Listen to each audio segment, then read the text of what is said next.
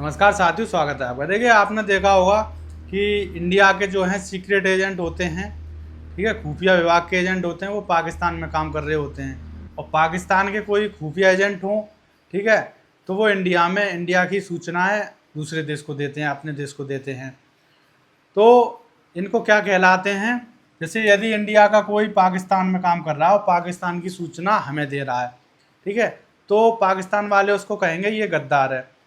उसी तरह पाकिस्तान का कोई इंडिया में करेगा तो इंडिया के लोग कहेंगे ये गद्दार है, इसको गिरफ्तार कर लो। और बहुत से लोग पकड़े भी गए हैं, जैसे दिल्ली में बॉम्ब ब्लास्ट हो जाता है या फिर कहीं भी हो जाता है, तो यही आईएसआई के जो होते हैं, जो यहाँ का खुफिया विभाग है या फिर कोई इनसे हटके हो, जो अपने आदमियों को पाकिस्तान से इंडिया में भेज दें और इंडिया की जानकारी लेकर यहाँ पे अटैक करवा सकें या कोई बम ब्लास्ट करवा सकें, तो वो हमारी नज़रों में गद्दार है। उसी तरह इंडिया का कोई भी व्यक्ति यदि पाकिस्तान की जानकारी लेता है तो उसे भी गद्दार कहना चाहिए। तो इसमें गद्दार कौन है? पाकिस्तान का इंडिया की जानकारी ले रहा है और पाकिस्तान को दे रहा है तो हम उसे गद्दार कह देते हैं।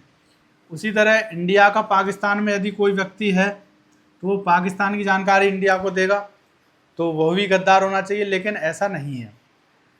इंडिया का गद्दार नहीं हो सकता और पाकिस्तान का हो सकता है। ऐसा क्यों? ठीक है, कहने में देखने में लगेंगे दोनों ही गद्दार हैं, क्योंकि जब पाकिस्तान का कोई भी व्यक्ति इंडिया की जानकारी पाकिस्तान को देगा तो हमारी नज़रों में उसे हम गद्दार कहेंगे। उसी तरह पाकिस्तान वाले भी यही कहेंगे कि आपका भी हमारे देश की जानकारी आपको दे रहा है तो ये भी तो गद्दार हुआ, लेकिन वो नहीं है, क्योंकि नीयत में अंतर होना चाहिए। नीयत ही सब कुछ होती है। इंडिया का कोई भी व्यक्ति यदि पाकिस्तान की कोई भी सूचना इंडिया को पहुंचा रहा है कि ऐसा ऐसा पाकिस्तान कर रहा है, यहाँ पे प्लानिंग है बॉम्ब ब्लास्ट की, तो इंडिया केवल अपने बचाव के लिए अपने एजेंट को भेजती है किसी भी देश में, पाकिस्तान नहीं, अदर किसी भी देश में, ठीक है, बचाव के लिए भेजती है और हर देश भेजता है। लेकिन कोई देश जैसे पाकिस्तान है, ये इंडिया में भेज दे अपने आदमी को और इंडिया में मासूम जनता को बॉम्ब ब्लास्ट हो या फिर कोई भी बात हो, इन कामों को करने के लिए यदि कोई खुफिया एजेंट इंडिया में काम कर रहा है उनका, तो उसे गद्दार कहा जाता है। इंडिया का केवल अपने देश की रक्षा के लिए कर रहा है, ना कि पाकिस्तान पे अटैक कर रहा है या फिर पाकिस्तान की जनता पे अटैक करने का किसी का प्लान है, ऐसा कुछ नहीं है। तो दोनों की मंशा में बहुत बड़ा अंतर है, ज़मीन आसमान का। तो इसीलिए इंडिया के कोई भी एजेंट हो किसी भी देश में है, वो केवल अपने देश की सुरक्षा को मद्देनज़र देखते हुए कि हमारे देश पे कोई भी संकट ना आए इस दूसरे देश के तरफ से, यदि कोई भी बात हो तो हम अपने देश को पहले ही सूचना दे के बता दें कि ऐसा ऐसा खतरा होने वाला है और फिर उससे बचा जा सके। लेकिन पाकिस्तान क्या करता है? इंडिया के अंदर घुस के और फिर सूचना देता है और मासूम जनता को टारगेट करता है।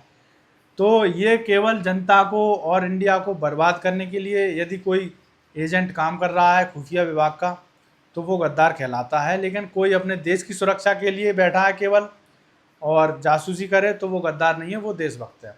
यही अंतर है इंडिया के जासूसों में और पाकिस्तान के जासूसों में। जो अपने देश की सुरक्षा के लिए जासूसी करे दूसरे देश में रहकर, ठीक है, कि इस देश से हमारे देश में यदि कोई भी दुर्घटना होने की संभावना होगी तो हम पहले से ही अपने देश को आगाह कर दें और बचा लें।